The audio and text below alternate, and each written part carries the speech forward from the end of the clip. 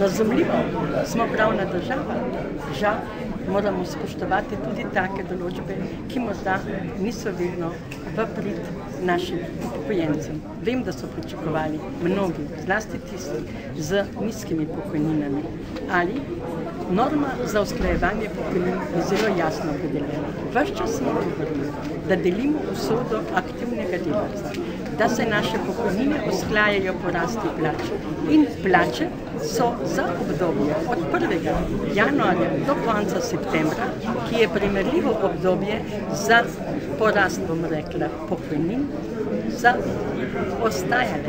Mi smo že od januarja imeli porast 2,9, se pravi po najnovejših podatkih objavljenih v uradnem listu, pa je porast plač nižja 1,9,2%.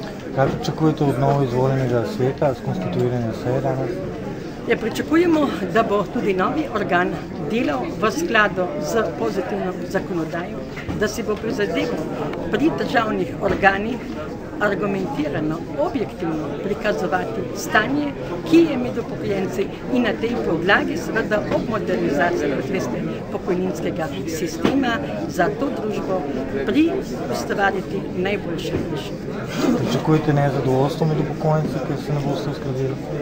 Ja, veste, jaz mislim, da pri razumnih ljudeh ne bo nezadovoljstva. Veliko sem na terenu med ljudmi, pa jih poslušam, pa moram reči, da marsikdo pravi, če bodo vsaj tako ostale, veste, naši ljudje tudi gledajo, kaj se dogaja z delavci, kaj se dogaja s tistimi, ki izgubljajo službe, z njihovimi otroki in kaj se dogaja s tistimi, ki imajo minimalno plačo, s katero težko preživijo.